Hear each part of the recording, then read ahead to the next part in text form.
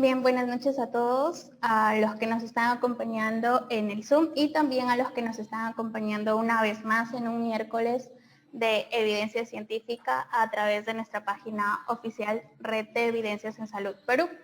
Bien, esta iniciativa comenzó un 2 de noviembre y ya vamos marcando 3 meses.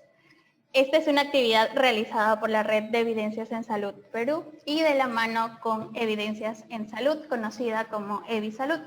Cada miércoles a las 9 de la noche nos reunimos a discutir algún paper coyuntural.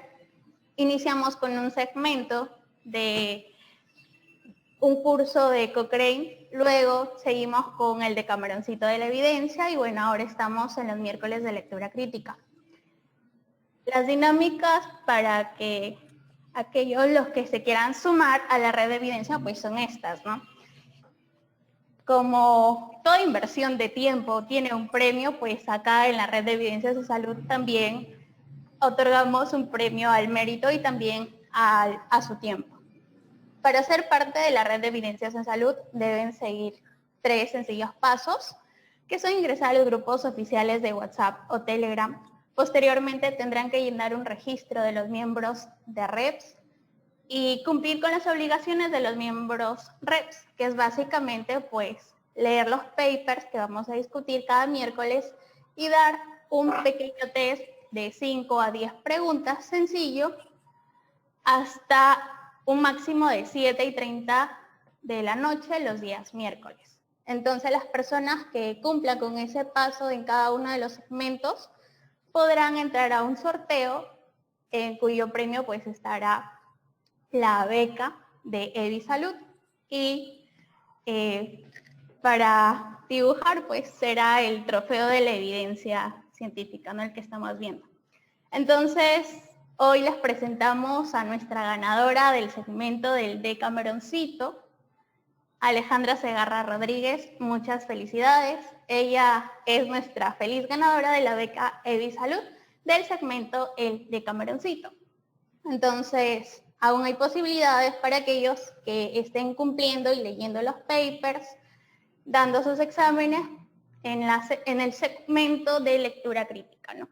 El día de hoy tenemos el honor de tener como ponente a Andrés Pacherres, quien es estudiante de medicina en la Universidad San Martín de Porres, es pasante de la Unidad de Investigación para la Generación y Síntesis de Evidencias en Salud de la UCIL, es PAS Director Nacional CEPRI-SOCIMEP, y como panelistas invitados pues tenemos al doctor Carlos Toro Guamanchumo, quien es coordinador de la Unidad de Investigación Multidisciplinaria de la Clínica Avendaño, investigador asociado para la misma unidad de UCIL ya mencionada, es magíster en Ciencias de Investigación Epidemiológica por la Universidad Bruno Cayetano Heredia, magíster en Medicina por la Universidad San Martín de Porres, cuenta con un diplomado en Bioestadística Avanzada por la Pontificia Universidad Católica de Chile.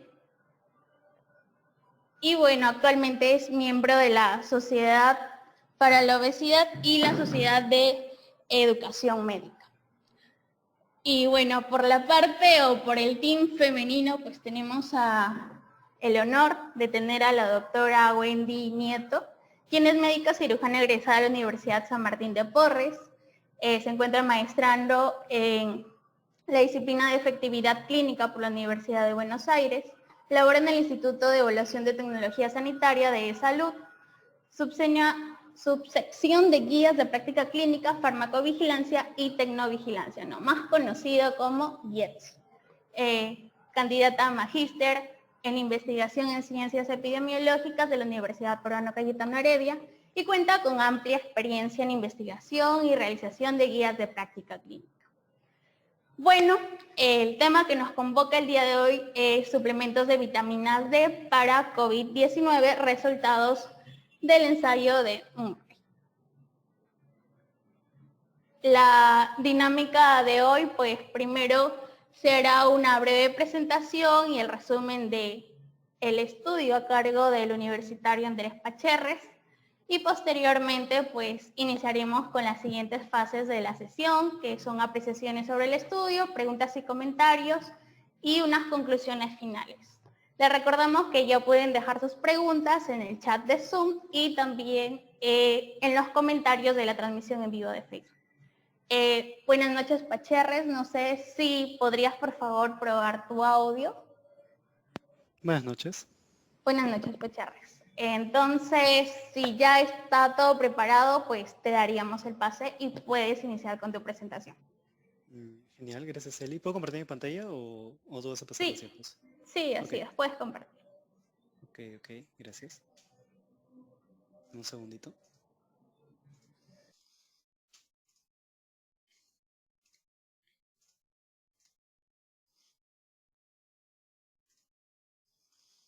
Bien, buenas noches. Voy a presentar el ensayo clínico de Murray y colaboradores en este miércoles de lectura crítica, que es el efecto de una sola dosis alta de vitamina D3 en la duración de la estancia hospitalaria en pacientes con COVID-19 moderado o grave. Bien, entonces, sobre algunos antecedentes, la OPS genera su resumen de evidencia sobre tratamientos para COVID-19 y dentro de ellos estaba los de vitamina C y vitamina D, mencionando que los potenciales beneficios o daños no se saben a ciencia cierta y que es necesaria mayor investigación para poder determinar un posible beneficio o un potencial daño. Sobre la vitamina D hay 3 estudios, uno que es el Covidiol, que evaluó el uso de vitamina D también, pero tenía intervenciones adicionales que eran con hidroxicloroquina y acitromicina, eh, y evaluaba la reducción de necesidad de UCI, pero tenía un alto riesgo de sesgo por las mismas intervenciones adicionales. El ensayo de Shade, que evalúa sobre todo desenlaces subrogados y que los pacientes al día número 21 den negativo a la prueba de PCR, y tenía una pequeña muestra y un alto riesgo de sesgo. Y el que vamos a revisar el día de hoy es el ensayo de Murray y colaboradores. Bien, ese es el ensayo que fue publicado en JAMA el 17 de febrero de este año. Tuvo un financiamiento de la Fundación de Apoyo a la Investigación del Estado de Sao Paulo y el Consejo Nacional de Desenvolvimiento Científico y Tecnológico, que es algo así como el CONCITEC de Brasil. Ninguna de las dos instituciones tuvo algún tipo de rol dentro del estudio. La pregunta pico para este ECA era pacientes hospitalizados con COVID moderado severo que tengan una prueba de PCR positiva pero podían haber entrado o sido admitidos al hospital con ciertos indicadores, pero que durante la hospitalización debían tener esa prueba positiva. La intervención a evaluar era una dosis oral de 60 miligramos de vitamina D3 disuelta en una solución de aceite de maní de 10 mililitros. Y el placebo era la misma solución de aceite de maní de 10 mililitros con todas las características iguales, ya sea en olor, diseño, cantidad, textura, todo tipo de características. Los desenlaces a evaluar o los outcomes fue el tiempo de estadía en hospital, que fue el outcome primario, y también se evaluó mortalidad y admisión a UCI y necesidad de ventilación mecánica. También se evaluaron algunos desenlaces subrogados como niveles de vitamina B3, calcio, creatinina y proteína C reactiva y dímero D, entre otros. Entonces el procedimiento es un ensayo multicéntrico en 2 sites en Brasil, en un hospital de Sao Paulo y otro de Iberá-Menosi, disculpen que no puedo pronunciar bien el nombre. Fue doble ciego con 2 grupos paralelos, aleatorizado y controlado con placebo. Se incluyeron 1.240 pacientes, 1.000 tuvieron que ser excluidos por diversos motivos. Al final 240 pacientes fueron aleatorizados, 120 para cada uno en un ratio de 1:1. Y esa aleatorización se dio por un código que fue generado a través de una computadora, pero el código fue generado por un miembro del hospital que no estaba relacionado al estudio. Y el placebo también, como mencioné, era idéntico en todo y lo etiquetó el staff el staff de la farmacia del hospital que no estaba involucrada en el estudio. Sobre los pacientes, 117 recibieron vitamina D3 y 3 no recibieron vitamina porque uno vomitó uno fue admitido a UCI antes de tomarla y el otro no aprobó el consentimiento. 120 recibieron placebo y 2 no recibieron placebo porque no firmaron el consentimiento informado. Lo que nos queda 119 para el análisis primario en el grupo de intervención y 118 pacientes para el análisis en el grupo control. Cabe mencionar que dentro del ECA se menciona un análisis post-hoc, es decir, después del protocolo, en el que se incluyeron 57 pacientes en el grupo de intervención y 58 en el grupo control que tengan deficiencia de vitamina D3. Entonces los resultados, como les mencionaba, eran 240 pacientes que fueron enrolados desde el 2 de junio hasta el 27 de agosto del 2020 y el seguimiento se dio hasta el 7 de octubre. Algunas características que estaban en la tabla 1 que son importantes mencionar era de que el grupo de intervención o el grupo con vitamina D tenía un porcentaje de tenía 70 varones, mientras que el grupo placebo tenía 63.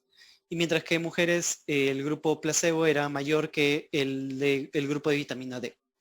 Se mencionan las características de raza, por ejemplo, índice de masa corporal y algunos síntomas que, por ejemplo, el grupo de vitamina D tenía, o los pacientes del grupo de vitamina D tenían mayor frecuencia de tener de tos persistente. También cabe mencionar que dentro de ambos grupos había enfermedades coexistentes, sobre todo en el grupo intervención como hipertensión y diabetes, y tenían medicaciones concomitantes como anticoagulantes, antibióticos, corticosteroides y antihipertensivos. Y también que algunos no necesitaban terapia de oxígeno, otros sí, y otros no necesitaban ventilación invasiva como tal. Y también se evaluaron los valores de laboratorio que son para los desenlaces subrogados que vamos a ver más adelante. Bien, todo bien con el tiempo. El desenlace principal era el tiempo de estadía hospitalaria, que se midió en una mediana y en un rango intercuartílico, pero que no hubo una diferencia significativa entre ambos grupos, ya que la mediana es la misma, solamente cambian el rango intercuartílico, y había un hazard ratio de 1.07, pero que no era estadísticamente significativo, pero también lo ajustaron por dolor articular, dolor de garganta, hipertensión, diabetes, hormona paratiroidea y creatinina con un valor P menor a 0.20 y se obtuvo un valor de 0.99 que difiere de esto, pero igual sigue siendo, sigue sin presentar una significancia estadística. Acá se ve el gráfico de Kaplan-Meier en el que se menciona el mismo hazard ratio, ¿no? Que en ambos casos, incluso con los pacientes con deficiencia de vitamina D, no es estadísticamente significativo. Igual en el grupo en el análisis de todos los pacientes. Después en los desenlaces secundarios se evaluó mortalidad, admisión a UCI, necesidad de ventilación mecánica, tanto en todos los pacientes y en este mini subgrupo de pacientes con deficiencia de vitamina D. Murieron 9 en el grupo con vitamina D y 6 en el grupo placebo, que esos son los porcentajes. Acá está el valor, el número como tal, pero también las diferencias entre ambos grupos en todos los resultados no había una diferencia significativa. Y solamente se había reportado un efecto adverso, que era el que había mencionado previamente, de un paciente que vomitó luego de haber recibido la intervención de la vitamina D. También en los niveles de vitamina D, la media obviamente en el grupo que recibió la vitamina D se incrementó significativamente, pero no hubo diferencias en los otros desenlaces subrogados como calcio, creatinina, proteína C y dímero D. Después se realizó un análisis post-hoc, luego de revisar, o luego de, cuando ya se tenía todos los datos del estudio, para evaluar esto mismo con los pacientes que tenían deficiencia de vitamina D, pero igual no hubo ningún resultado fue estadísticamente significativo, nomás de que quienes recibían la vitamina D sus niveles tenían un cambio significativo por la misma intervención. Después no hubo alguna diferencia significativa. Y algo para la discusión es mencionar acerca de los desenlaces competitivos para este análisis, ya que se imputó el tiempo de estadía del hospital en un percentil 90 para quienes murieron, y tampoco hubo una diferencia significativa entre ambos grupos, entre el grupo de intervención y el grupo placebo. Igual los hazard ratios siguen sin presentar una significancia estadística, y así. Y sobre el semáforo Cochrane, es alguno de los ítems que no se mencionaron específicamente dentro del ECA era el ocultamiento de la asignación, que no era mencionado, y el cegamiento de los evaluadores de desenlaces y personal del hospital. Sí menciona que tanto los pacientes como el personal de salud no sabían qué estaban dando, o sea, estaban cegados ante la intervención del placebo, y solamente hubieron 3 pérdidas en total, que representan 1.25% del total de los pacientes a estudiar. Algunas consideraciones también a mencionar para el potencial riesgo de sesgo era un posible desbalance inicial, porque había mayor frecuencia de sexo masculino, diabetes, hipertensión en el grupo de vitamina D, y que eso nos genera un riesgo poco claro, y que obviamente el desenlace entre mortalidad y estancia hospitalaria son desenlaces competitivos, y que eso lo vamos a tocar más a profundidad en la discusión del mismo manuscrito. Y finalmente algunas limitaciones y aspectos metodológicos que mencionar era de que no se contaba con diferencias mínimas clínicamente relevantes, que todavía deben ser determinadas también debido a la significancia insuficiente de los resultados. La muestra de por sí era baja y no había un cálculo específico del poder, ya que los autores mencionaban en el protocolo de que al no tener una estadística simplemente enrolaron a todos los pacientes que pudieron en base a criterios de factibilidad del hospital en el que estaban, ¿no? Y mencionan también de que un poder inadecuado no hay un poder, o el poder era inadecuado para excluir diferencias pequeñas, pero clínicamente significativas entre los grupos. Habían bastantes comorbilidades, y que esto podía generar alguna heterogeneidad en ambos grupos por los tratamientos que tenían, como antibióticos, corticosteroides, antihipertensivos, etc. Y los pacientes con deficiencia de vitamina D enrolados fueron insuficientes en comparación a otros ECAs que se han realizado para COVID-19, así que tal vez los resultados no sean muy extrapolables. Y la dosis brindada también cabe mencionar que fue brindada, valga la redundancia, en una media de 10.3 días luego del inicio de los síntomas, y que mayores estudios son necesarios para determinar si es que el momento en el que se brinda la dosis tiene algún efecto clínicamente relevante para el paciente, ¿no? Así que eso sería básicamente el resumen del estudio. Gracias, y vamos a pasar con la discusión con la doctora Wendy y con el doctor Toro.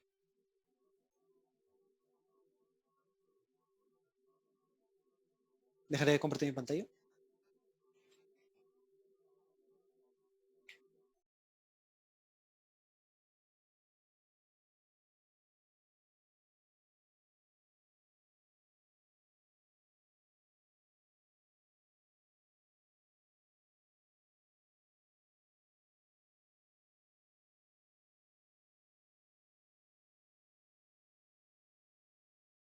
Eli, ¿no te escuchamos? Gracias por avisarme, Pechera, si estaba hablando sin micrófono. Bueno, estábamos comentando que ya pasó la sección de presentación y resumen del estudio para aquellos que quizá no pudieron visualizar o leer el artículo.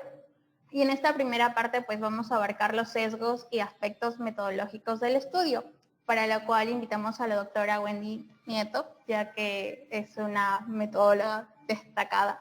Doctora Wendy Nieto, no sé si podrá activar su micrófono y darnos quizá algunos comentarios y alcances de esta primera parte. Hola, ¿cómo están? Sí, me podrían dejar compartir para poder plantear algunos puntos del ensayo. Sí, doctora, puede compartir, y si tuviera algún percance me avisa. No es posible todavía.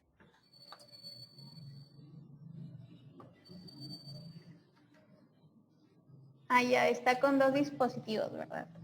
Sí, ya está. Ahora sí, ya está en los 2. Perfecto. Entonces, Gracias por la invitación y vamos a ir desglosando poco a poco lo que se ha hecho el resumen de este ensayo clínico que en realidad me parece muy interesante discutir.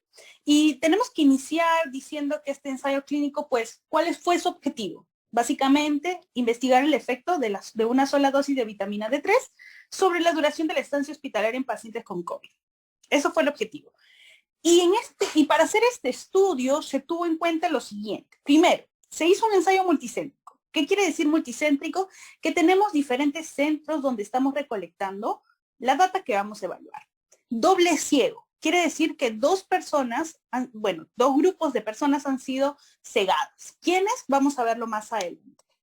De grupos paralelos, y eso lo voy a explicar a posteriori, y obviamente es un ensayo clínico aleatorizado, donde se ha hecho la aleatorización de quienes reciben la droga y quienes no, y ha sido controlado con placebo. Y vamos a iniciar la primera parte con grupos paralelos. ¿Qué podemos saber de los grupos paralelos? Pues recuerden que cuando nosotros realizamos una aleatorización, vamos a dejar al azar quienes van al grupo de intervención y quienes van a ir al grupo de control.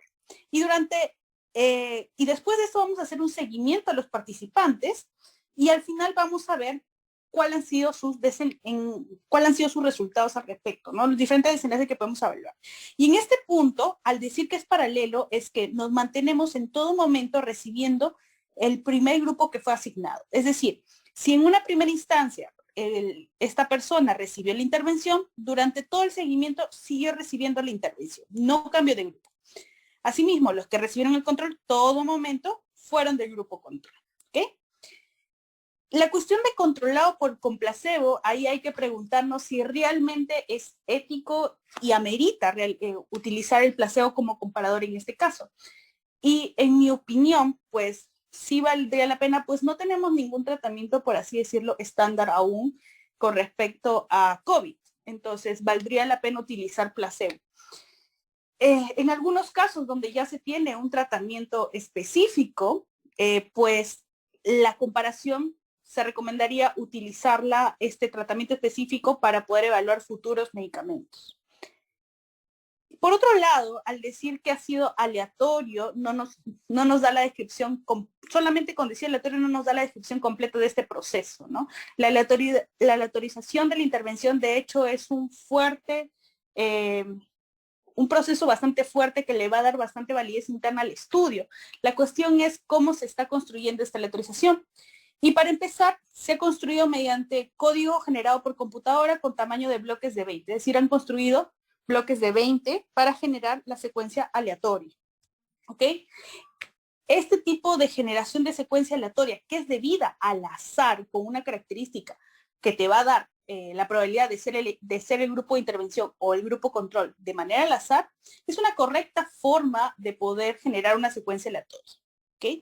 Existen otras características que son cuasi aleatorias, que pues no sería lo correcto utilizar en ensayos clínicos aleatorizados. Por ejemplo, si es que yo quisiera hacer un estudio y solamente elijo aquellos, aleatorizo y digo, los que vienen el viernes van a entrar al grupo de intervención y los que vienen a mi consultorio el jueves van a ser el grupo control. Esas características cuasi aleatorias no te está dando esta gran validez interna que una aleatorización propiamente dicha lo da. ¿Okay? En este caso, pues, la generación de la secuencia aleatoria ha sido bien estructurada, sobre todo porque ha sido por al azar con un código generado en computadoras. ¿Okay? Asimismo, ellos también mencionan lo del ocultamiento de la secuencia aleatoria. Y aquí quizás no lo dicen como tal, pero se podría sobreentender al respecto. Pues lo que te mencionan es de que el que ha creado esta secuencia aleatoria ha sido obviamente en computadora y solamente un miembro del personal sabía de esta secuencia y no ha tenido ningún papel dentro del estudio que administró la aleatorización. ¿Okay? Entonces, de hecho, de alguna manera esto me hace pensar que sí se ha ocultado la asignación de la secuencia antes de brindar la intervención o el grupo control. Entonces, para estos dos casos, que son dos dominios de riesgo de sesgo, dos ítems de riesgo de sesgo de Cochrane, pues lo está cumpliendo el paper. Y básicamente ustedes pueden observar estas cuestiones en la parte de metodología. La primera me parece que está en la de grupo de intervención, en la subsección de grupo de intervención. Ambas están en la subsección de grupo de intervención. Y vamos al tercer ítem que te evalúa el riesgo de sesgo de Cochrane, y es el ocultamiento, es el cegamiento. En este caso te menciona el ensayo clínico que es doble ciego. La pregunta que les hago es, doble ciego, ¿pero a quiénes? ¿Es a los pacientes? ¿A los evaluadores? ¿A los médicos que valoran el desenlace? ¿A los analistas? ¿A quiénes están cegando? Y ese es un problema bastante común realmente, donde no se especifica claramente a quiénes está haciendo el cegamiento. Yo claro está que puedo intuir que son primero a los pacientes, ¿no? Por el hecho de que como mencionó Andrés en una instancia, el grupo de intervención recibió la vitamina D diluido en un aceite, y el otro también lo hizo, el grupo control lo hizo en un aceite cuyas características tanto en olor, sabor y consistencia y imagen eran totalmente similares, ¿no? Entonces, de alguna manera yo considero que podría estar cegado el paciente. Y quizás el doble ciego está incluyendo al paciente, pero el otro ciego no sé exactamente a quiénes. Podría ser a los médicos, podría ser, pero la cuestión es que sean bastante explícitos en este punto, ¿no? Pueden haber muchas personas que se pueda realizar cegamiento. Como les digo, a los evaluadores del desenlace, a los pacientes, a los analistas de los datos. En este punto de este ensayo clínico, yo considero que es necesario hacer cegamiento del evaluador del desenlace. ¿Y por qué? Porque recuerden que el desenlace primario, que se ve desde el título, inclusive desde su objetivo, es la estancia hospitalaria. Entonces, ¿quién evalúa la estancia hospitalaria? El médico. Si el médico, ¿de quién va a depender esta estancia hospitalaria? Es decir, la alta o que se quede el paciente, del médico. Este tipo de desenlaces suelen poder ser un poco subjetivos si no están bien parametrizados.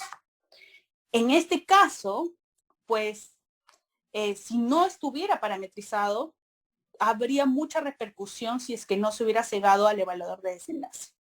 Sin embargo, vamos a ver a posteriori que sí se ponen bastantes reglas para encuadrar este desenlace de alta médica, ¿okay? Que quizás este cegamiento incierto, porque realmente no lo sabemos, no nos especifica, del evaluador, podría ser que no repercuta tanto en el estudio. Y luego quiero hablar un poco de la población, ¿ok? Ya se generó la secuencia aleatoria, ya aleatorizamos los grupos, pero ¿quién es nuestra población a la que le vamos a dar la intervención o el control? Lo que dice el estudio básicamente es que son los pacientes con diagnóstico de COVID-19 de 2 hospitales de Brasil, ¿ok? Cuyos criterios de inclusión son edad 18 o más, diagnóstico de COVID, y aquí la primera suspicacia, ¿no? Solamente leer diagnóstico de COVID, pues me tendrían que referir qué tipo de cómo se ha hecho el diagnóstico. Y lo bueno de que aquí sí lo mencionan, ¿no? Te especifican cómo ha llegado a ser ese diagnóstico con prueba PCR o tomografía más diagnóstico clínico. En casos de exclusión, pues pacientes que no podían leer, final el consentimiento informado, si ya estaban recibiendo ventilación mecánica invasiva, si habían recibido previamente suplementos de vitamina D, insuficiencia renal y otras comorbilidades o embarazadas, amamantando, o cuya alta hospitalaria esperada sea menos de 24 horas. ¿Okay? Y cuando ya tenían estos pacientes, lo que hicieron fue aleatorizar. ¿Okay? Los aleatorizaron, como sabían, en 2 grupos. El grupo de intervención, que recibió básicamente 3 dosis, recibió una dosis oral de vitamina D3, disuelta en una solución de aceite de maní, y el grupo control también recibió un aceite de maní. ¿Por qué les hago recalcar esto? Por la cuestión del cegamiento. En este caso ya el participante, a darle 2 sustancias que tienen probablemente tienen similar consistencia, similar olor por el hecho del aceite de maní, ya te estás ocultando qué grupo está recibiendo la vitamina D3 y qué grupo no, ¿no? Y de hecho, esto es importante en un ensayo clínico. Ahora sí me quiero enfocar en los desenlaces. ¿Okay? Aquí han evaluado diferentes desenlaces, desde primarios, que como lo habíamos conversado es la estancia hospitalaria, la cual se define con un número total de días de que los pacientes permanecieron desde la fecha de la aleatorización hasta la fecha de la alta hospitalaria. Y esto quisiera resaltar, porque esta duración inicia desde la aleatorización. Y yo lo primero que pensé en este punto es, ok, pero si mi paciente va 20 días hospitalizado y yo al día 20 lo enrolo, lo aleatorizo y luego lo sigo en el tiempo hasta que sea una alta hospitalaria y me sale de alta 3 días después, pero porque ya pasó 20 días, ya remitió a la enfermedad, no necesariamente es el efecto de la vitamina D, esta baja duración de la estancia hospitalaria. Sin embargo, esta postulación que yo hacía con respecto a un posible error sobre esto, se va cuando podemos ver en la tabla número 1, cuya tiempo de hospitalización de la admisión hasta el enrolamiento es de 1.3 días. Y eso es bastante corto, ¿no? O sea, pasó más o menos un día y medio y recién inicia con la terapia de vitamina D3 o el placebo en este caso, ¿no? Entonces, probablemente esta definición de la duración de estancia hospitalaria desde la intervención no tenga mucho impacto realmente en los resultados. Sin embargo, lo que sí hay que considerar y que se ha hablado dentro de las limitaciones del estudio es este otro tiempo que nos menciona, que es básicamente el tiempo desde el inicio de los síntomas hasta el enrolamiento. Y esto pues sí es importante porque hasta aquí son aproximadamente 20 días en ambos grupos, 10 días en ambos grupos. Lo que de hecho estamos dándole al día 10, más o menos 10, 11, esta dosis de intervención o el grupo control. Y realmente no sabemos si es que si se hubiera dado previamente podría haber tenido un efecto diferente. ¿Okay? Entonces, quizás la extrapolación de los resultados va para ese punto, ¿no? O sea, para partir del día, de aproximadamente el día 10. Asimismo, recuerden que este desenlace de estancia hospitalaria, como les había mencionado, el ingreso es la fecha de la autorización, pero la salida, o sea, es decir, quién te va a dar el alta y cómo se va a dar el alta, es algo subjetivo realmente, ¿no? Y en este caso del estudio, lo que ellos toman son los siguientes criterios: que no necesite oxígeno suplementario en las últimas 48 horas, que no tenga fiebre en las últimas 72 y cuya saturación de oxígeno sea superior al 93% sin oxígeno suplementario y sin dificultad respiratoria. Les había dicho que el problema de un desenlace de este tipo, que llega a ser subjetivo del evaluador, es que, pues, si es que no está bien parametrizado, puede llegar a tener errores en el resultado. Sin embargo, esto está bastante delimitado. ¿Qué criterios necesitaría tener el paciente para que pueda irse? Y la subjetividad que tiene el médico en ese caso se diluye. Y quería ver si es que realmente estos criterios utilizados para la alta eran realmente criterios como que estandarizados. Y ciertamente, viendo nada más la guía de la Organización Mundial de la Salud, te deja libre albedrío según la institución donde tú estés realizando tu práctica clínica, ¿no? Y pude observar también que algunos de estos criterios sí eran criterios de alta protocolizados de algunos hospitales, ¿ok? Y tenemos otros desenlaces que también son importantes mencionar, como mortalidad, número de pacientes ingresados a la unidad de cuidados intensivos, número de pacientes que necesitaron ventilación mecánica y la duración de la ventilación, y otros niveles laboratoriales como creatinina, etc. Ahora, quiero centrarme primero en mortalidad, porque en mortalidad se ha hecho alusión a riesgos competitivos. Y primero, ¿qué es un riesgo competitivo? Realmente es la aparición de un evento que va a modificar la capacidad de observar el evento de interés. Y quizás eso está un poco complicado, así que vamos a verlo con una imagen. Pero estos riesgos competitivos hay que tomar en cuenta que no es infrecuente, realmente es bastante común. Y Inclusive hay estudios donde evalúan dos desenlaces que podrían afectarse uno entre otro. Imagínense que tenemos este paciente. ¿Okay? Tenemos este paciente y este paciente pues vamos a seguirlo en el tiempo y el paciente se va a ir de alta. En este caso pues nuestro evento de interés, ¿no? Sin embargo, ¿qué pasa si mi paciente antes de que ocurra este evento de interés muere? Al morir, este paciente ya no puede desarrollar el evento de interés que yo me estoy planteando evaluar. Obviamente hay muertes, en este caso del estudio va a haber muertes que van a estar relacionadas con la severidad de la enfermedad, pero podrían haber muertes que no estén tan justificadas que sean por la enfermedad. Y estas muertes las llamamos muertes no informativas. En este caso del estudio, para poder lidiar con este riesgo competitivo, en cuanto a mortalidad, lo que mencionan es hacer una imputación. ¿Qué es hacer una imputación? Pues básicamente es tomar valores y hacerlos pasar como si fueran los valores de los datos faltantes. En este caso, pues se ha hecho una imputación de la estadía hospitalaria en aquellos que la muerte no fue informativa, es decir, que no fue específicamente pensada porque era por COVID, ¿no? Y luego, de hecho, se volvieron a analizar estos datos. Y lo interesante de esto es que a pesar de hacer estos dos análisis, que es como un análisis de sensibilidad, para ver si es que cambia, si varía, etcétera, no ha habido cambios. ¿Okay? En ambos casos no se vio efectos beneficiosos. Y ahora quiero centrarme en los otros desenlaces que también he evaluado. Y resalto dos principales. Número de pacientes ingresados en la unidad de cuidados intensivos y número de pacientes que necesitaron ventilación mecánica y la duración de la ventilación. Aquí los resalto ¿por qué? Porque recordemos que estamos en un estado de pandemia. Brasil ha sido, en este caso, uno de los países con mayor mortalidad, con mayor número de casos en Latinoamérica, etcétera.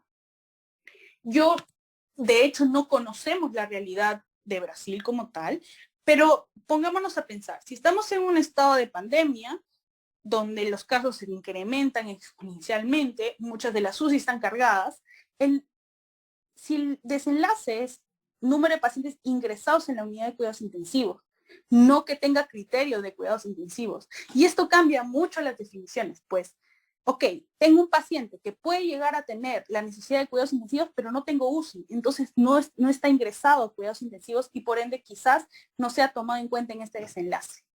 Y eso es lo que tomar en cuenta porque nunca lo menciona. De hecho, quizás ella los tenga más claro, pero para alguien que lo lee, quizás no. Asimismo, lo siguiente que era ventilación mecánica, me puse a pensar en lo mismo, ¿no? O sea, si tienes un paciente que necesita ventilación mecánica, pero si el desenlace es ingresa ventilador y no tienes ventilador, no es que no lo hayas necesitado, es que no lo tienes, no tienes disponible. Sin embargo, en este caso sí aclaran que es que necesitan ventilación mecánica, es decir, que tiene criterio para ventilación mecánica, no necesariamente que haya ingresado a ventilador mecánico. Y quisiera hacer esas dos diferencias, porque al menos en número de pacientes ingresados, no queda claro específicamente cómo definen ese desenlace. Y si bien es un desenlace secundario, de hecho, hay que tomar en cuenta que también quizás lo más prioritario en este caso de COVID, básicamente son los desenlaces secundarios que estamos viendo acá, que es mortalidad, que es unidad de cuidados intensivos, que es ventilación, a pesar que son secundarios para este estudio. ¿Okay? Y dejando de lado ya los desenlaces, ahora quisiera hablar un poco más del análisis. Como les dije, en este ensayo clínico se aleatorizó dos grupos y básicamente los seguimos en el tiempo y al final pues evaluamos los resultados. Y lo que tenemos aquí, siempre van a haber pacientes que son netamente adherentes al protocolo de tratamiento que yo les estoy dando y hay otros pacientes que no necesariamente sean adherentes. En este caso de este estudio no importó eso. Se evaluó a todos independientemente de su adherencia o no al protocolo. Y por eso se utilizó un tipo de análisis intention to treat o intención a tratar. ¿Okay? Y de hecho, esta es una ventaja, claro que sí, porque la intención a tratar de alguna manera trata de asemejar en en cierta manera, la realidad que se tiene en la práctica clínica, ¿no? Vamos a tener pacientes adherentes, pacientes no adherentes, y eso es bastante común, ¿no? Trata de lidiar con eso, la intención de tratar. Y cuando hacen este análisis, antes de ver este análisis, hay que ver de cómo fueron balanceados los grupos, ¿sí? Y algo importante que mencionan, solamente he puesto ciertas variables, no todas, es de que hay ciertos desbalances, sí, en ciertas características que yo consideraría fundamentales.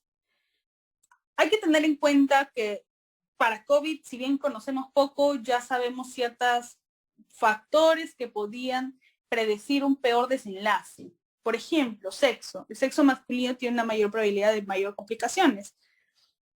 Que tengan comorbilidades tipo diabetes, etc. Ahí van dos cosas sumamente importantes. Y efectivamente, en este punto hemos visto un desbalance en esas dos características que también son cruciales. Por ejemplo, hemos visto un desbalance en sexo y hemos visto un desbalance en ciertas comorbilidades existentes, ¿no? Aquí tienen que notar que la suma de los porcentajes es en vertical, ¿ok? Para que no se confunda.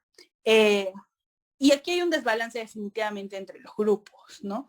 Ahora, este desbalance de los grupos puede ser por el azar, podría ser por una mala aleatorización, también podría ser. Dudo que sea por una mala aleatorización, porque hasta donde he podido leer tanto el protocolo como el artículo, me parece una aleatorización bastante correcta. Pero a veces también por el azar podemos ver cierta diferencia. La cuestión de esto es saber o quizás apreciar qué tan grande es esta diferencia. Y para esto, para ellos, inclusive sí notaron estos desbalances e hicieron un ajuste de estos para los resultados. Pero ojo, no hicieron un ajuste bajo sexo. Lo que hicieron es un ajuste bajo las comorbilidades de hipertensión y diabetes. ¿Por qué no hicieron de sexo? No lo sé, realmente no lo sé. De hecho, ¿se habría aconsejado utilizarlo? Pues sí, probablemente sí. Otra cuestión, otras características que también consideraban necesarias que estén balanceadas, por ejemplo, sean la suplementación de oxígeno, ¿no? En este caso, pues sí, de alguna manera están relativamente balanceadas, ¿no? Recuerden que estamos en un grupo que es moderado severo, así que pues debería estar bastante balanceado en cuanto a, sobre todo, suplementación de oxígeno, ¿no? Para no ver que un grupo tenga mayor gravedad que otro. Inclusive en este punto, los que tienen mayor oxigenoterapia, podría decirse, son las del, en este caso, los del placebo, ¿no? Pero lo malo es que en este punto tampoco no nos dan si estas diferencias fueron estadísticamente significativas o no.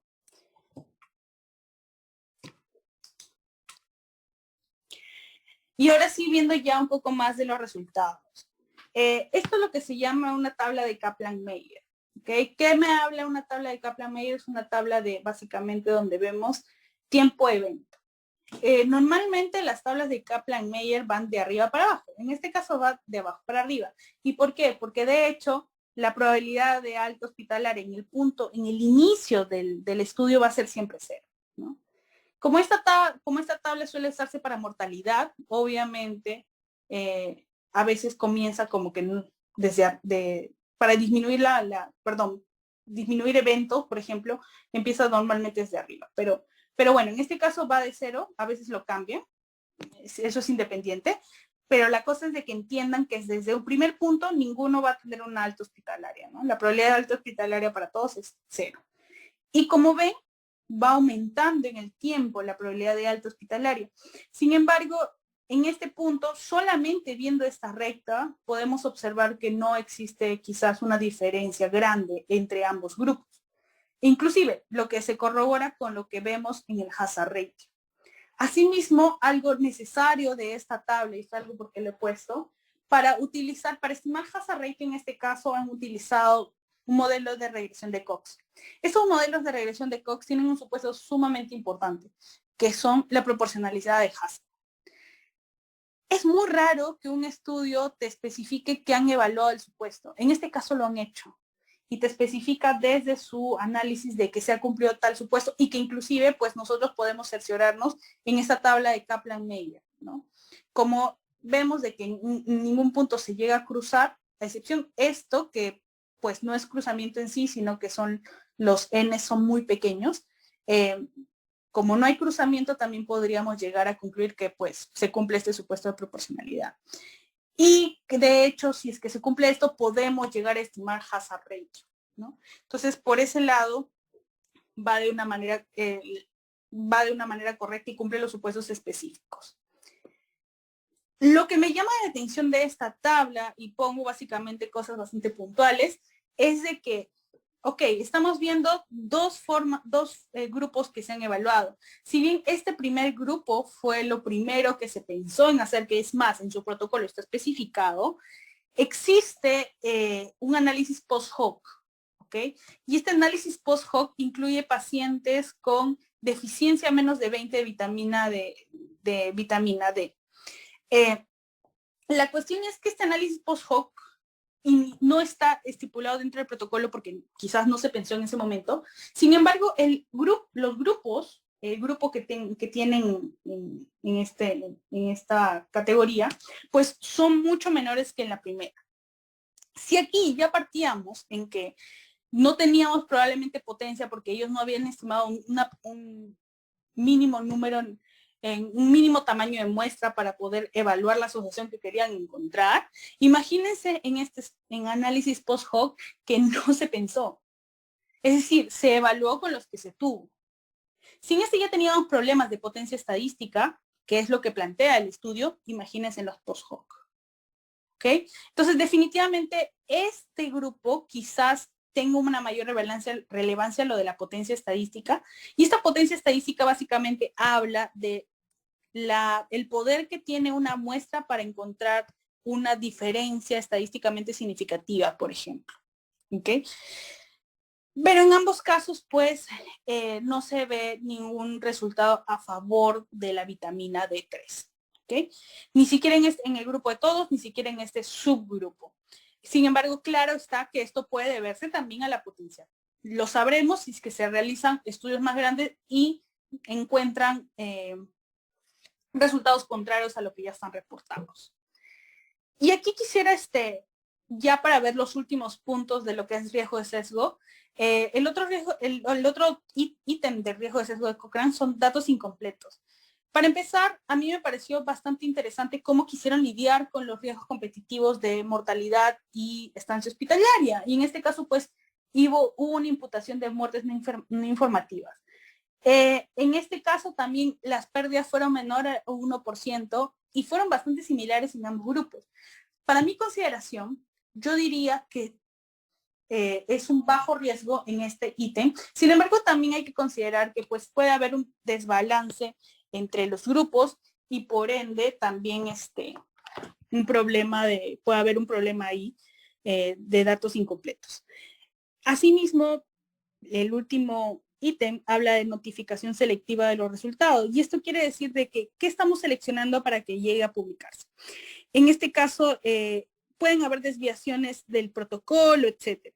Si bien aquí ha habido desviaciones del protocolo, y empezando con el objetivo, pues en el objetivo se decía que se iba a evaluar eficacia y seguridad, y no se evaluó seguridad para empezar, sí eficacia.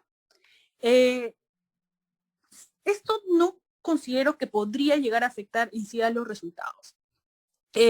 Seguridad es un punto importante para evaluar esto de toma de decisiones para hacer balance de riesgo-beneficio, ¿no? Sin embargo, también hay que tomar en cuenta que en ensayos clínicos es bastante difícil también evaluar seguridad.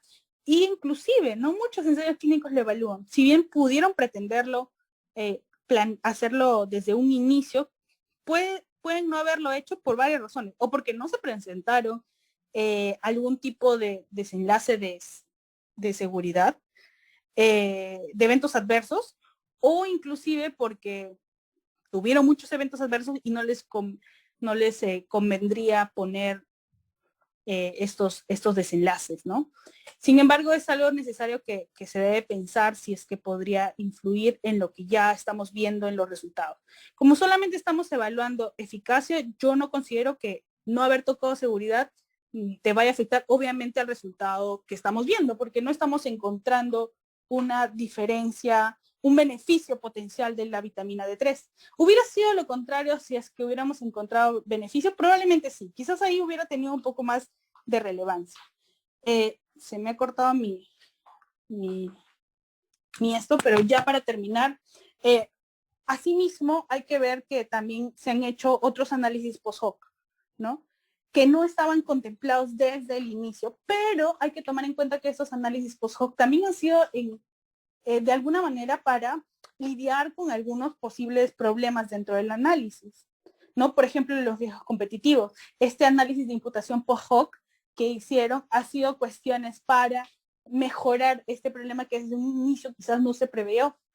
Asimismo, han hecho análisis post-hoc de otros tipos de niveles, por ejemplo, niveles laboratoriales, de creatinina, etcétera, inclusive por los subgrupos, ¿no?, de deficiencia de vitamina.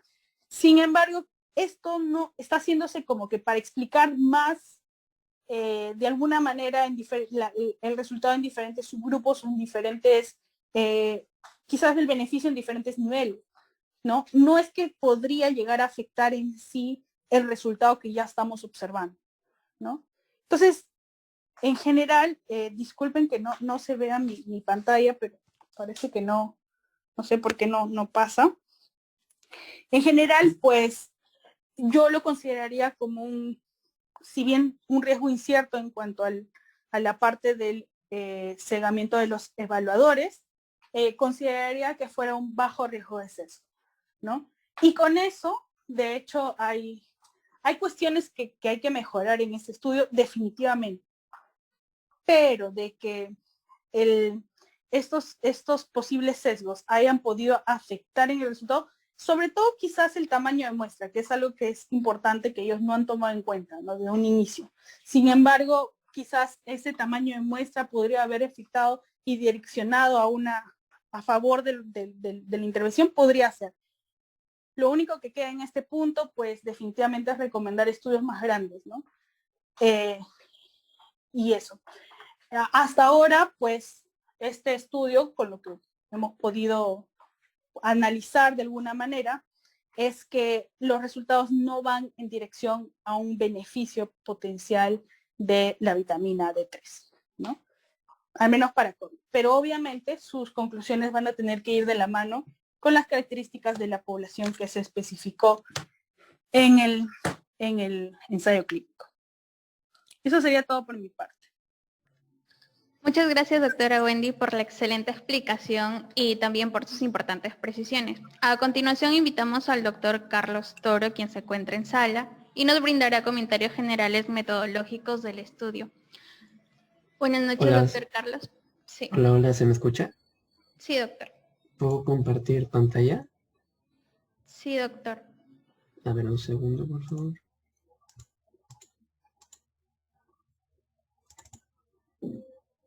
A ver. Un segundo. ¿Se ve la pantalla? ¿Una pizarra? Sí, doctor, sí se ve. Bien, bueno, la verdad en realidad no tengo muchas cosas que agregar después de la excelente exposición de la autora Nieto.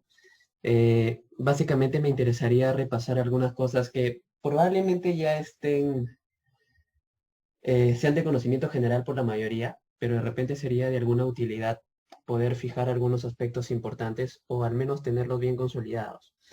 El tema de plausibilidad biológica, que seguramente en realidad ustedes ya lo deben en realidad tener bastante fijo. Saben que en el caso de la vitamina D, en diversos estudios existen revisiones que ha demostrado tener un papel antiinflamatorio por parte de los metabolitos de la vitamina D. Incluso aparentemente ha demostrado tener acción directa sobre la AC2, que actúa como receptor de entrada de la superficie celular justamente para el SARS-CoV-2.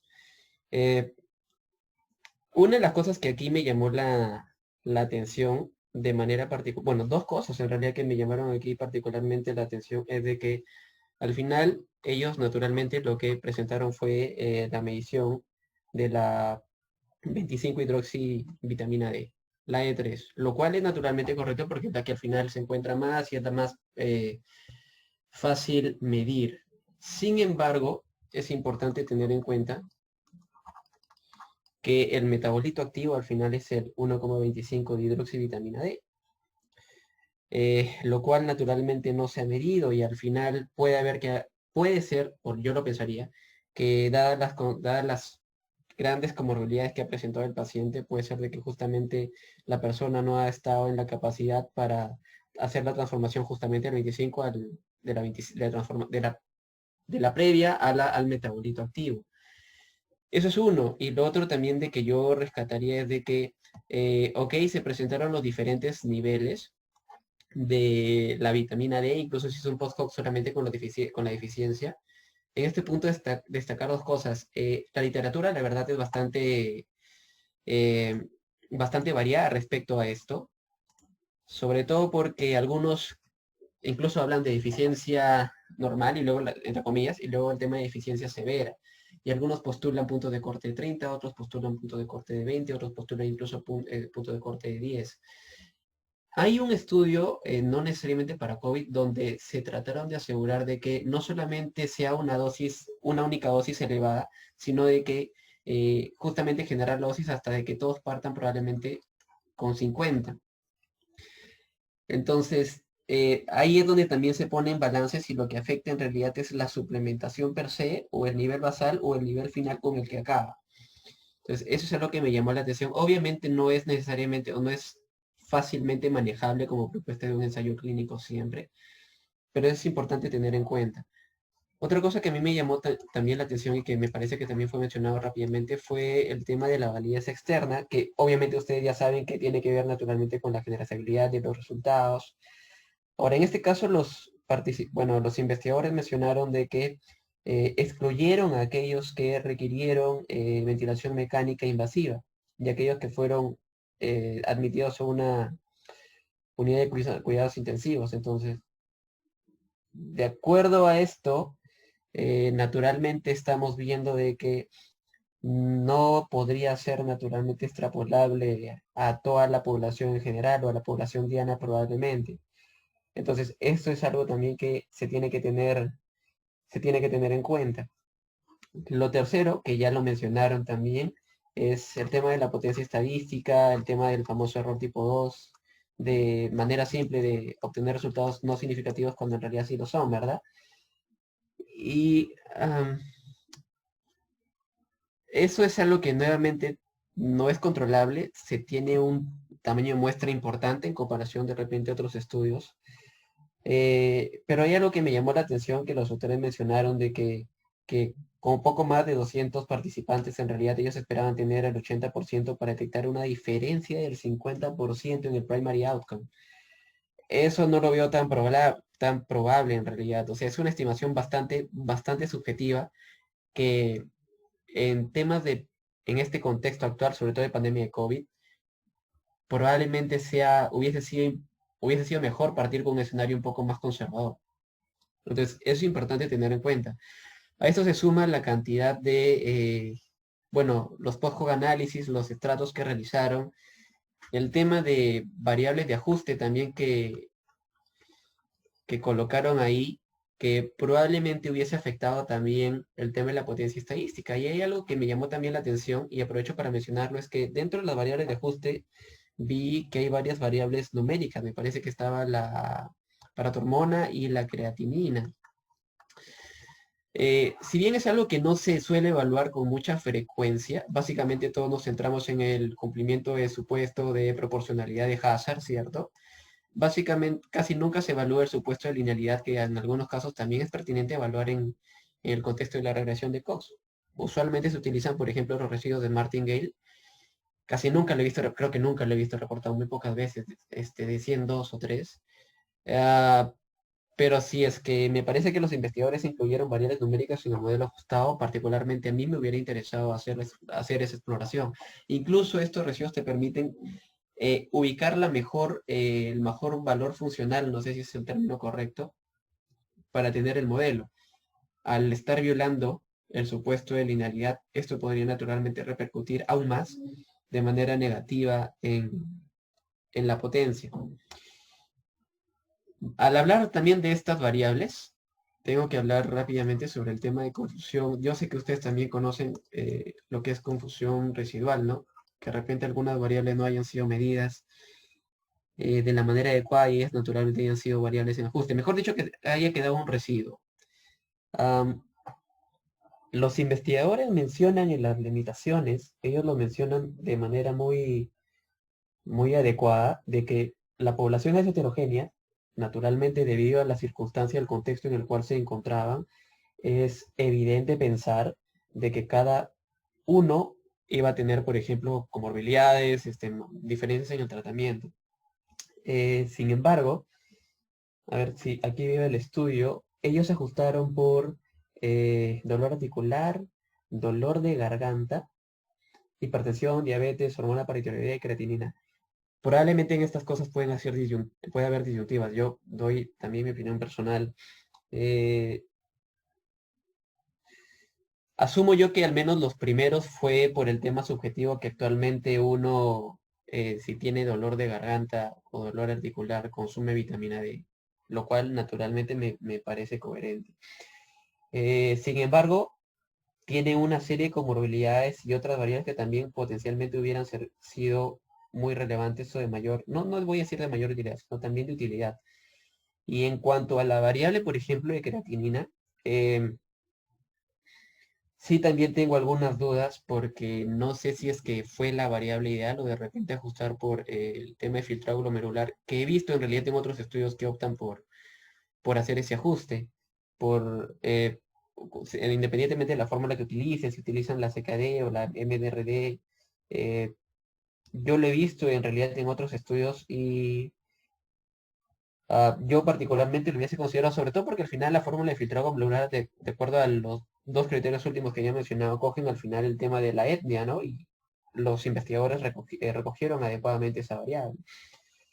Entonces, nuevamente, me queda un poco la duda en esa parte. Me dejan un poco abierto de repente que quizás no ajustaron probablemente porque si ya tenían poco tamaño de muestra, algunos problemas en la potencia quizás no se quisieron arreglar con eso. Otra cosa que mencionar es, voy a borrar esta primera parte por acá, es el tema de riesgos en competencia, ¿no? Ya lo mencionó adecuadamente la doctora Wendy. Básicamente aquí algo que me llama la atención es la manera de analizar. Si ustedes revisan la literatura, en realidad van a encontrar toda una serie de opciones. Una en las que yo particularmente más he visto es la presentación de Cumulative Incidence Function, porque básicamente no estamos cumpliendo el supuesto de censura no informativa a priori. Entiendo que parte del análisis post-hoc quisieron ellos tratar de modelar un poco y no encontraron algún aporte. Pero de todas maneras lo presento como comentario general en todo caso para tenerlo en cuenta. Y creo que lo último que tendría que mencionar, porque nuevamente ya bastante ha sido mencionado, es el tema del método que utilizaron para tratar de modelar, no para tratar, para modelar en realidad la data longitudinal, ¿no? Ahí es donde probablemente también puede entrar el debate de G versus los mixed models. Y nuevamente, probablemente solamente es cuestión de... probablemente solamente esté pecando de chinchoso y fastidioso, porque obviamente el estudio naturalmente me pareció interesante, muchas cosas interesantes que rescatar, pero de repente a mí me hubiese gustado ver en realidad una razón escrita de por qué terminaron escogiendo G en vez de Mixed Models. Es cierto, los G naturalmente pueden modelar data longitudinal, funciona muy bien incluso para el tipo de data que tuvieron, pueden modelar independientemente diferentes tipos de respuesta, permite evaluación también las matrices de correlación, definitivamente ellos me parece que lo utilizaron con una correlación autorregresiva. Sin embargo, más allá de los beneficios nuevamente que hay, está justamente esta otra propuesta de Mixed Models y creo que sí se tenía en realidad la data suficiente para trabajar, para incluso modelar los fixed y los efectos fijos y los efectos aleatorios. Sobre todo porque ellos trabajaron al final con dos centros. Vi en una parte del análisis que utilizaron al final el centro como estrato. No sé cuán conveniente esto ha sido por justamente el tema de la potencia estadística y tampoco sé hasta qué punto hubiese sido mejor de repente modelarlo con el Mixed Models, que en algunos casos, nuevamente, también depende de la corriente que sigan, no es mi intención generar conflictos, pero que puede ser un poquito de repente más útil en el momento de trabajar con Missing Data, que es el caso que tuvieron los participantes. Pero nuevamente, depende al final naturalmente del interés principal que tuvieron los investigadores, porque incluso la interpretación de los estimados, ya sea lineal o de los modelos binarios que se obtengan de cada uno, son diferentes. Solamente por dar un ejemplo, en el caso de los mixed models, si estamos trabajando con un desenlace binario, pues por dar un ejemplo, es el ojo R del desenlace por cada cambio en una unidad de la exposición, manteniendo el subject fijo.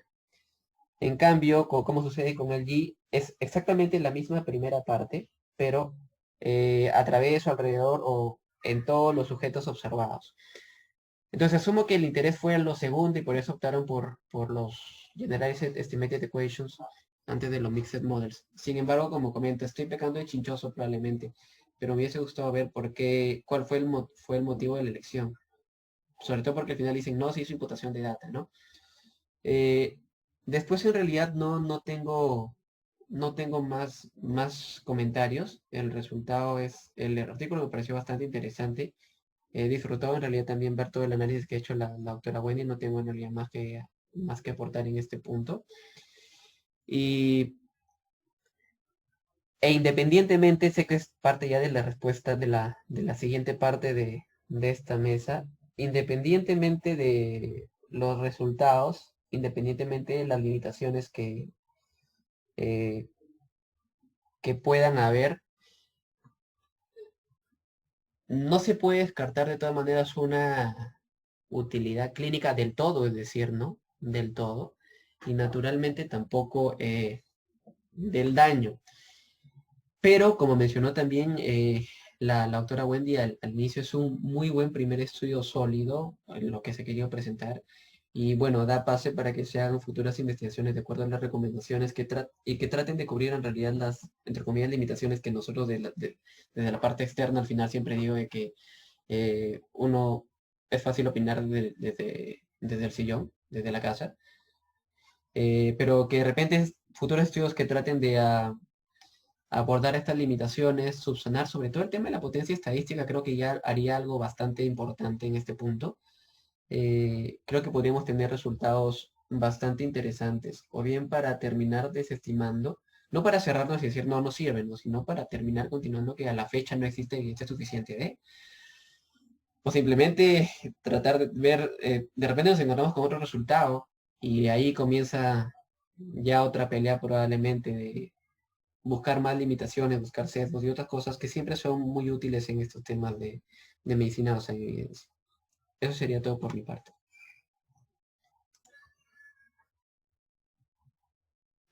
Bien, muchas gracias, doctor Carlos. Y bueno, en esta parte pues ya hemos abordado un poco acerca de los balance de beneficios. Si hubiera alguna pregunta por parte de los asistentes, la puede realizar. Y si no fuera así, pues avanzaríamos al segmento de las preguntas. Parece que ya nos dejaron un par de preguntas en el chat.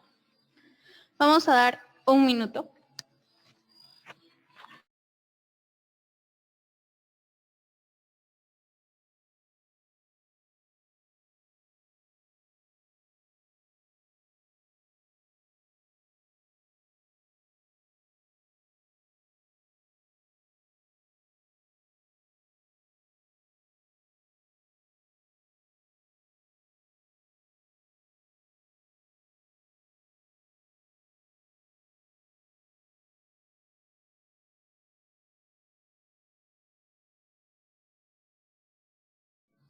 En lo que quizás se animan a dejarnos sus preguntas en los chats, no sé si por parte de la doctora Wendy Nieto o del doctor Carlos Toro quisiera dar unas breves conclusiones acerca de estos puntos. Claro, quizás aquí recalcar algo que ha dicho el doctor Toro, de que de hecho que es un primer estudio, ¿no? O sea, estamos en un contexto donde la evidencia va saliendo continuamente y si bien ahorita podemos quizás hacer un balance en que no estamos viendo con ese estudio beneficios y daños probablemente inciertos, sin embargo, hay cierta literatura que dice que son escasos, entonces, haciendo un balance quizás no se recomendaría en este punto, ojo, puede haber nueva literatura, nueva evidencia disponible en un futuro que pueda cambiar las direcciones que estamos especificando ahora, sí, puede ser. Esto es algo bastante cambiante, sobre todo en COVID. Hay muchas investigaciones que salen día a día y que tenemos que estar atentos para ver, evaluar nuestros balances de riesgo-beneficios, costos, si es que fuera necesario, claro está, en este caso no, y ver tomar la mejor decisión con respecto a la evidencia, ¿no? Cuestiones ya, me parece bastante interesante lo que ha dicho Carlos sobre la cuenta de los modelos mixtos y los modelos de GEE. Y quizás sí, ¿no? Ahí había algo que me preguntó un punto, pero mm, también pensé que podrían hacerse en ambos casos. Y eso quizás, no sé si Carlos nos podría hablar un poco. O sea, yo hasta donde tengo entendido con GEE, muchas veces no se conocen las matrices de forma de correlación. Lo que pasa es que estos modelos lo que hacen es tomar una forma de correlación, introducirla para su modelamiento. En general, yo también creo que hubiera sido lo ideal hacer otros modelos ya mixtos, ¿no? Inclusive como tú refieres, tomando inclusive los sites, e inclusive hubiera sido un resultado un poco más individualizado, ¿no? Entonces, quizás hubiera sido mejor, pero bueno, en gustos y sabores, cada uno tiene sus diferentes cuestiones, ¿no? Hola, sí, como comento, la verdad me pareció bastante interesante, sobre todo porque si mal no recuerdo, uno de los supuestos que maneja allí es de que trabajas con un número de sujetos lo suficientemente, no necesariamente grande, en todo caso, la cantidad suficiente para poder hacer una estimación robusta de los errores estándar, que entiendo en este caso no se ha tenido, porque los autores durante todo el artículo han estado mencionando de la potencia, o aunque, bueno, cierto, es importante mencionar de que los autores, como dije en un momento, dijeron que si tenían 200 más de 200 pacientes, podían asegurar o esperaban o estimaban una potencia del 80% para asegurar una diferencia del 50%. Bajo ese supuesto, trabajando bajo ese supuesto, obviamente no hay ningún inconveniente con trabajar con G. Definitivamente podría ser el mejor modelo, incluso la mayor recomendación, probablemente. Pero como mencioné, en un contexto donde no sé si es que en cualquiera de los tratamientos X que se hayan dado se pueda asegurar una diferencia tan grande como el 50%, ha sido hasta qué punto conveniente. De repente, como comento, partieron con ese, como se casaron al final con eso de que, bueno, sí, más de 200, suficiente para todo, y por eso optaron por ese modelo, y ya, de repente, no podría hacer eso, aunque no, nuevamente, no vería tanta coherencia con que al final reconozcan la falta de potencia. Análisis de sensibilidad son útiles, siempre son útiles de todas maneras. Hicieron un análisis de sensibilidad por ahí, varios análisis, especies de análisis de sensibilidad por ahí, entonces quizá puedo sumar algo por ahí en este punto.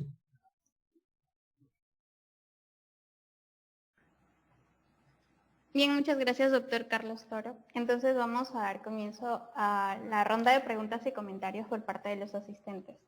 La primera pregunta que nos llega es de Vince Bulnes Villalta y es la siguiente. ¿Hay plausibilidad biológica en el uso de vitamina D en el tratamiento de enfermedades como esta? Y si hay antecedentes del uso de vitaminas eficaces en el tratamiento de enfermedades virales.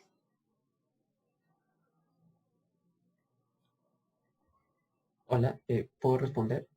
Sí, doctor, por favor, ¿podría apoyarnos en esta parte? Sí, bueno, nuevamente, no soy endocrinólogo. Tengo un par de investigaciones en el tema de la vitamina D y naturalmente he tenido que leer un poco. Lo que ya está descrito más allá de la parte de los beneficios en el sistema óseo, eh, además de los efectos antimicrobianos, antiinflamatorios, los metabolitos de la vitamina D también tienen acción directa sobre la enzima convertidora de angiotensina, la AC2 que lo mencioné. Y esto es algo que salió y comenzaron a salir hipótesis hasta de dianas terapéuticas en realidad durante todo el año pasado en realidad. Y en este punto es importante recordar que el ácido actúa como receptor de entrada en la superficie celular para el síndrome respiratorio, para el SARS-CoV-2, ¿no? Se ha descrito adicionalmente que los metabolitos de la vitamina D podrían regular el alza de la expresión de ácidos en células endoteliales. Esto es naturalmente en modelos animales con lesión pulmonar aguda. Esto naturalmente también da pase a que sea un poco paradójico, porque aunque teóricamente una mayor expresión de ACDs podría aumentar la entrada viral en las células, paradójicamente puede tener efectos beneficiosos en pacientes que ya estén infectados debido al SARS-CoV. Eh, entonces, ¿de qué hay posibilidad biológica? Sí hay posibilidad biológica. En realidad, si no lo hubiese, este estudio no hubiese salido, ¿no? Creo que hay varias hipótesis terapéuticas y fisiológicas en los posibles mecanismos que pueden tener vitamina D y creo que todo parte a partir de los efectos antiinflamatorios que ha tenido en diferentes enfermedades en general. Y bajo estas propuestas en modelos animales, en dianas específicas en el momento de trabajar con lesión pulmonar aguda, que es justamente lo que propone el SARS-CoV-2, yo creo que sí ha meritado el abordaje, o amerita en realidad el abordaje en ensayos clínicos como el que se ha realizado ahorita, ¿no? Hago la acotación de que no soy endocrinólogo, definitivamente. Bien, muchas gracias, doctor. La siguiente pregunta es para la doctora Wendy Nieto y es la siguiente. En relación a procesos de revisión por pares, como es en el caso de la revista JAMA, que es una Q1, teniendo en cuenta que en algunos segmentos, como en metodología, se necesitan una mayor precisión, ¿cuáles podrían ser las razones asociadas a que los revisores de la revista no hayan solicitado a los autores realizar correcciones y luego realizar la publicación? Gracias. Buena pregunta, realmente. Em, no es exactamente este caso, pero para decirles que no necesariamente porque sea una buena revista, sea una revista Q1, necesariamente va a ser un artículo sin limitaciones, sin sesgos, excelente, A1, lo mejor de lo mejor. No necesariamente. Hay que tomar en cuenta también que en general todos los estudios tienen limitaciones, todos de diferente tipo, de diferente forma y de diferente que pueda llegar a afectar a los resultados, claro que sí, todos los estudios lo tienen. No hay estudio perfecto para empezar.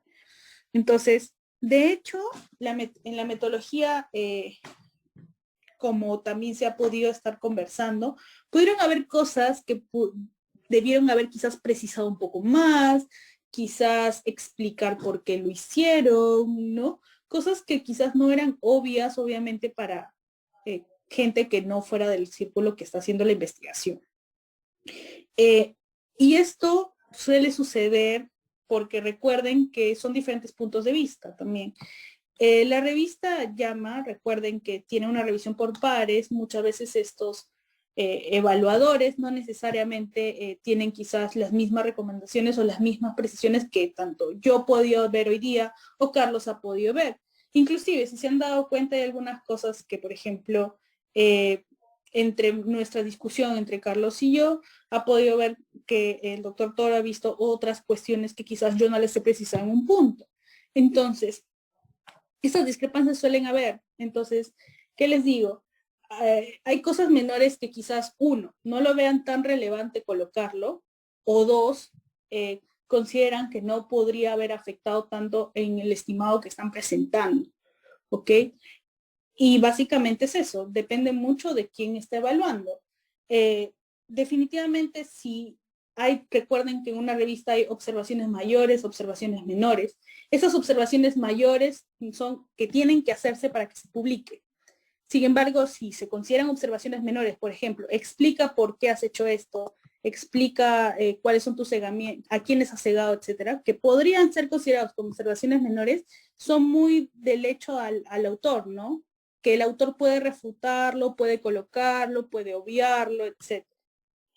La cuestión es de que entiendan que no una revista, ya sea el cuartil que sea, el que tenga el CJR más alto del mundo, etcétera, no necesariamente está exenta de poder tener artículos que quizás siempre es necesario leer completo y no creerles todo lo que están, ¿no? Porque pueden haber precisiones que quizás los revisores no han visto o inclusive no han considerado que puede tener relevancia y afectar a los resultados que estamos leyendo y que tú sí estás considerando que podría tener cierta sesgo e interferencia en el beneficio, en el daño que estás observando de ese resultado de ese estudio.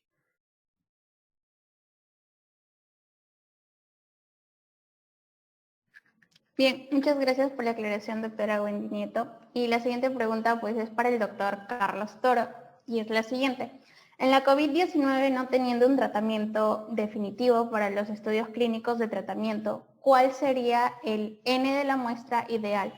Ejemplo, para Perú, si se quiere hacer un estudio nacional multicéntrico de un tratamiento para la COVID-19, ¿cuál sería la muestra ideal y el aporte de cada centro? ¿Cuántos pacientes sería el mínimo que aportaría en cada uno de estos? Bien, es una pregunta, la verdad, bastante interesante y definitivamente no hay una respuesta fija, o sea, no podría decir 20 pacientes, 30 pacientes, 40 pacientes. Eso obedece naturalmente al cálculo de el tamaño de muestra va a obedecer en realidad al poder asegurar una potencia estadística. ¿Por qué? Para naturalmente tratar de disminuir las chances o las probabilidades de cometer el error tipo 2. Esto naturalmente se puede basar en la evidencia actualmente disponible al momento de hacer los cálculos correspondientes, estudios pilotos preliminares y tercero, escenarios conservadores y cuarto, suposiciones en base a lo que pueda haber.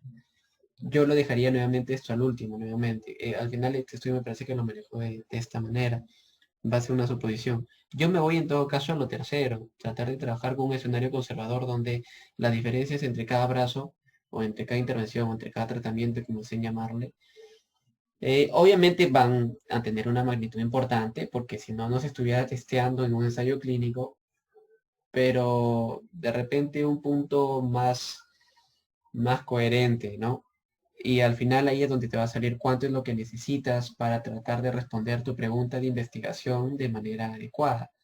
No es que vaya yo a decir, ya, voy a testear hidroxicloroquina 50, para citromicina voy a necesitar 30, y cosas así. O sea, todo depende en realidad de la evidencia, perdón, el tipo de tratamiento naturalmente que yo esté manejando y las diferencias que espero encontrar por grupo de acuerdo a los diferentes escenarios anteriormente planteados. Y solamente de manera puntual, como paréntesis, aprovecho para hacer un comentario porque de verdad me parece una pregunta muy interesante como para terminar de sacarle jugo. Hay una de las cosas que se suele ver de manera no infrecuente, tanto a nivel de pregrado y posgrado, es de que, por ejemplo, se trabajará con todos los pacientes o se trabajará con todo el N del 2017 al 2020 y por tanto no se consideró la muestra. No se calculó la muestra. Y eso es un error muy frecuente en realidad, porque vamos a ponernos en un escenario de que del 2017 al 2019 de una investigación X se tengan 80 pacientes. Y ok, 80 pacientes, solamente puedo llegar a esos 80, quitándole los que no cumplen los criterios de selección, los que por ahí se pierden, ponle 70 en el mejor de los casos. Y como no calculé muestra, digo, ya estoy cubriendo, estoy trabajando con todos y se acabó. Estoy aparentemente trabajando bien. Pero ¿qué pasa si es que yo al momento de hacer los análisis de cálculo muestro cálculo post hoc de potencia estadística y al final me encontré asociación en ese estudio? En realidad fue porque tenía una potencia del 30% o del 40%. Ahora, eso es obviamente no es algo rígido, 80% sí o sí, de todas maneras. Estamos hablando en base a probabilidades de no cometer error tipo 2, ¿no? Pero aprovecho nuevamente porque la pregunta da pase para dar esa recomendación general. Siempre es bueno tener un cálculo de muestra, un cálculo de potencia dependiendo del estudio que tengan. En el mejor de los casos, ese, entre comillas, trabajar con todos los pacientes que tengan o de todos los años, supera por mucho n al n a la cantidad de pacientes que necesitaban en realidad para responder ustedes la pregunta de investigación. Pero no hagan inferencias al revés, de que porque ya están trabajando con todos, ya van a tener una potencia excelente. Porque ese escenario también pasó acá. En realidad ellos pudieron decir, están trabajando con todos los pacientes de tal a tal, de tal mes a tal mes. Y estamos viendo que uno de los problemas fue justamente la potencia estadística. Hola, solamente aquí para hacer un pequeño, un pequeño comentario sobre lo que ha respondido Carlos, y bueno, yo soy Álvaro. Tengamos en cuenta que, por ejemplo, el estudio de colchicina que revisamos hace unas semanas en pacientes no hospitalizados con COVID-19, abordó casi 4.500 pacientes y no alcanzó la potencia estadística necesaria para poder definir si había o no algún beneficio en su outcome, ¿no? Porque la diferencia de su beneficio esperado era muy pequeña, ¿no? Entonces, vamos viendo un poquito por ahí. Si tenemos algún fármaco y nosotros esperamos que el beneficio sea pequeño, pero esté ahí, y si es algo tan pequeño como el de colchicina, pues necesitaríamos un ensayo de más de 5.000 pacientes. Y eso es así. Si es algún fármaco que va a tener un beneficio mucho más grande, tal vez vamos a necesitar menos, ¿no?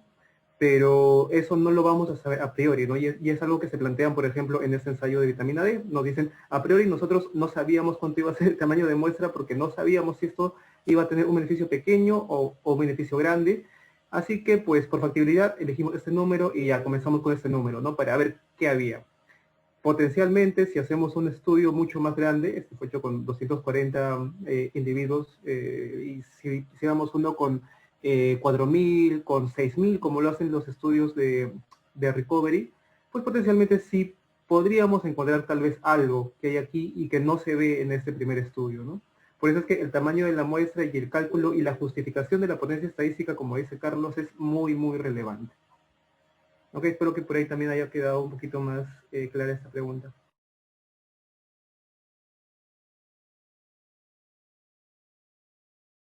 Bien, muchas gracias, doctor Álvaro y doctor Carlos Toro. La siguiente pregunta es para cualquiera en realidad. Previo a un trabajo a realizar, se debería realizar las fórmulas estadísticas, cuantitativas y cualitativas para definir una muestra adecuada, y en el caso de no contar con la muestra adecuada, ¿qué pasos se podrían seguir? Quizá un poquito llevando el desenlace de la pregunta anterior. Bueno, como lo mencionó Carlos, definitivamente debes realizar una estimación de un tamaño de muestra. Y por todo lo que ya han conversado y que realmente es un error bastante frecuente, va a depender mucho, como también lo ha mencionado Álvaro, va a depender mucho del evento que tú tengas, ¿no? Del evento de interés, de la evaluación de tus fenómenos. Pueden ser necesites muestras muy grandes o muestras muy pequeñas. Obviamente, si es que tú no tienes ¿cómo puedes llegar a recobrar esa información para tú estimar tu tamaño de muestra? Pues definitivamente estudios previos.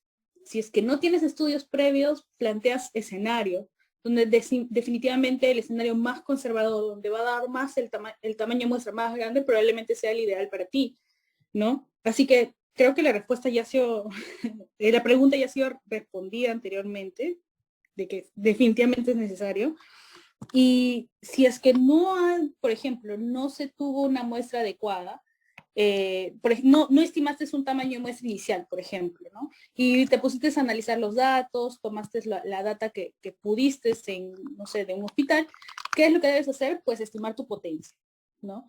¿Y esto por qué? Porque muchos de tus resultados que puedas encontrar no necesariamente sea, por ejemplo, si no encontraste una asociación específica de tus dos variables que pretendías evaluar con ese tamaño de muestra, no necesariamente es porque no lo sea, sino también porque estás incurriendo en error tipo 2 y por ende por falta de potencia estadística. Entonces, si no estás estimando en una primera instancia un tamaño de muestra y ya tienes una muestra recolectada y con eso estás analizando, ¿qué debes hacer? Estimar tu potencia estadística. Muchas gracias, doctora Wendy Nieto.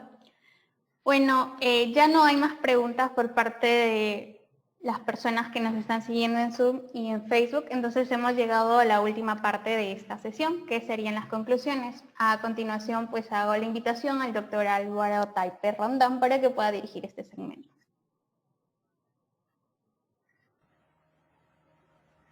Genial, sí. En base a lo que hemos discutido el día de hoy, pues me he atrevido a armar un poquito algunas conclusiones y la idea es ver si es que esto también coincide con la opinión de nuestros panelistas. No sé si se ve ya las diapositivas que estoy compartiendo, ¿me confirman? Sí, doctor, sí se ve. Perfecto. Recordemos que ¿dónde nace esto? ¿Cuál es toda la evidencia que hay con vitamina D hasta el día de hoy? Bueno, hasta el día 19 de febrero, hace un par de semanas, ¿no? La OPS hizo su revisión y encontró 3 ensayos clínicos aleatorizados, ¿no? Ya sea como preprint o como publicados sobre vitamina D. El Covidiol, un ensayo que lo que hace es mezclar vitamina D con hidroxicloroquina y con acitromicina y comparar esto, lo cual no nos interesa porque la pregunta pico no se basaba en la eficacia de la vitamina D, sino que simplemente lo usaba como un adicional.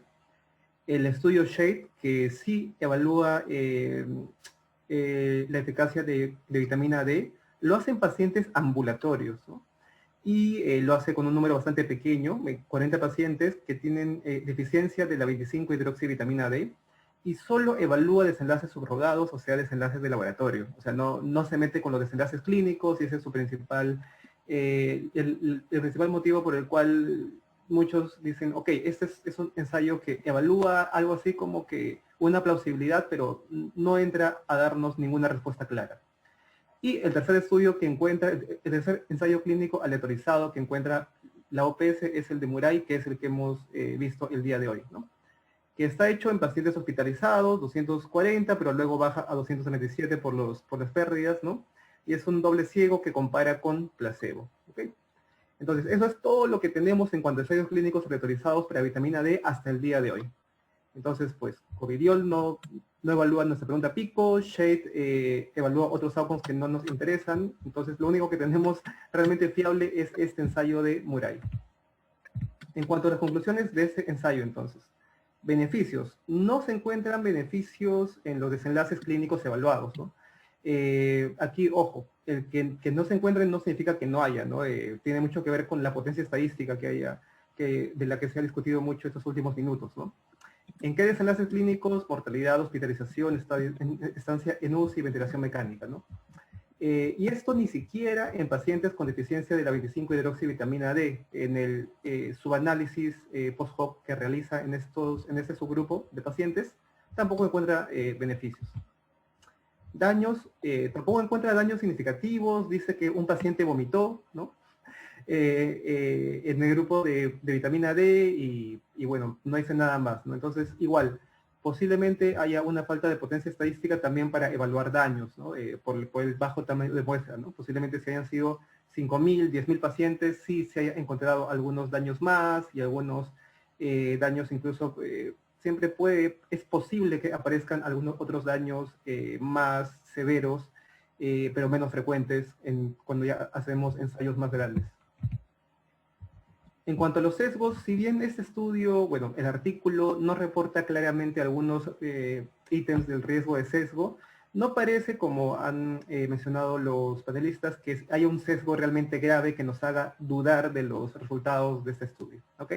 Aquí, ojo, estamos hablando de sesgo, o sea, de error sistemático, ¿no? Otro ítem es el de error aleatorio, que tiene que ver con el tamaño de la muestra, que ya, como hemos visto, es bastante pequeño, si es que lo que buscábamos era un beneficio pequeño, ¿no? Un beneficio pequeño, pues, necesitaría un tamaño de muestra de probablemente 4.000 y 6.000 personas. ¿Y qué conclusión podemos sacar en cuanto al balance, ¿no? Hasta ahora, este es el único ensayo que ha evaluado desenlaces clínicos y no reporta beneficios. Resulta lógico, entonces, no brindar masivamente esos suplementos, ¿no? Dado también a que siempre hay un riesgo de eventos adversos y hay gastos en los que se estaría incurriendo al dar estos suplementos.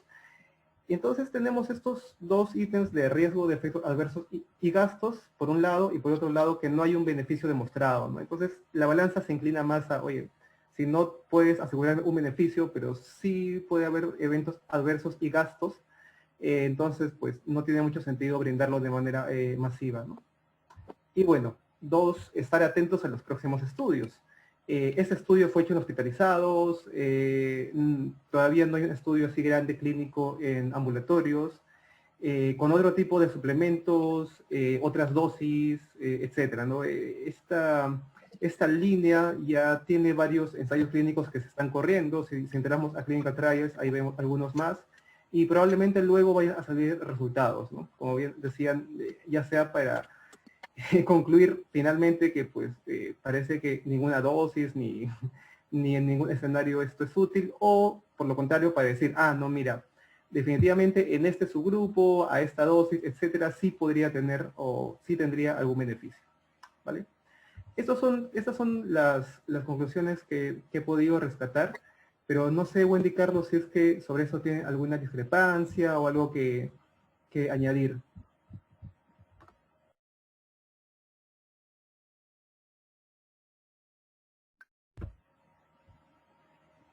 Aló, no sé si siguen por ahí también. Bueno, por mi lado creo que se ha abordado bastante de lo que hemos estado conversando ya. Y bueno, nada más decir de que hay que seguir viendo los futuros estudios que salgan al respecto, ¿no? Para ver, corroborar la decisión que estamos ahorita especificando, ¿no? Que quizás no sea recomendable dar la intervención en estos momentos, ¿no? Por la evidencia disponible, claro está. Hola, por mi parte en realidad tampoco, no mucho que agregar. En realidad estos ejercicios de discusiones siempre son saludables. Aprendemos, creo yo aprendo también en realidad con este tipo de experiencias. La conclusión la tomo en realidad en base a lo mencionado por tu persona, Álvaro, y también por Wendy. O sea, hablamos hasta la fecha no hay evidencia suficiente, ¿no? Ya luego podremos ver si esto cambia o no cambia, o seguimos en realidad, o seguimos afirmando esto. Bien, eso sería todo por mi parte también. Genial, Carlos, gracias. Gracias también, Wendy. Bueno, antes de que Eliana haga el cierre oficial, de mi parte también agradecerles por la participación al día de hoy, a Andrés, a Eliana, a Carlos y a Wendy. Esto lo estamos haciendo todos los miércoles. Si alguien tiene algún artículo o algo que quiera proponer para el siguiente miércoles, genial. Esperamos que esta sea una costumbre que se mantenga durante mucho tiempo más y esperamos que haya cada vez más participación. Si alguien quiere también ofrecerse como voluntario para exponer en la siguiente o como panelista también está cordialmente invitado. Ahí tenemos los chats, aunque ya de eso seguro Eliana va a hablar un poco en el cierre, ¿no? Conmigo, bueno, acabaría con esta parte de las conclusiones. Muchas gracias. Seguimos contigo, Eliana. Muchas gracias, Álvaro. Bueno, algo que quizá no se pudo pasar al inicio fue este flujograma de los pasitos de cómo ganarse el trofeo de la evidencia, ¿no? Y que siempre va acompañado de un incentivo o de un premio a su esfuerzo, a su tiempo, que sabemos que... Lo pongo ahí. Hola, Aquí. Álvaro. Álvaro, ¿estás hablando? No. Estaba escuchando, entonces quizá alguien ha tenido el micrófono encendido.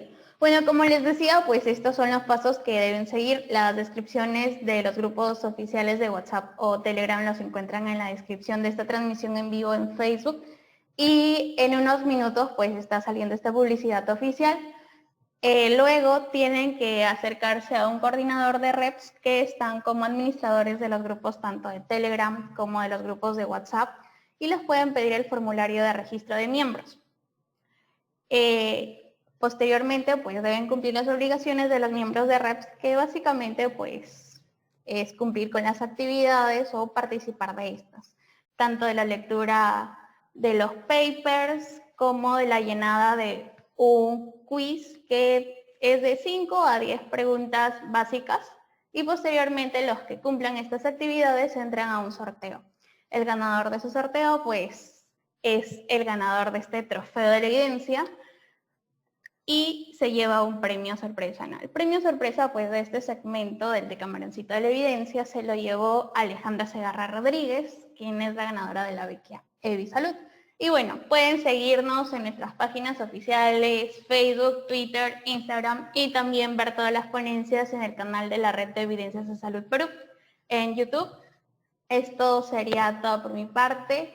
Cualquier duda o comentario pueden acercarse a cualquiera de los coordinadores de Red de Evidencias que están como administradores de los grupos. Muchas gracias, doctor Carlos Toro, doctora Wendy Nieto, doctor Álvaro Taipe y bueno, Pacherres por su tiempo y a todos los que nos acompañaron ya en estas casi 2 horas de lectura crítica. Nos estamos reencontrando el próximo miércoles y esto sería todo por hoy.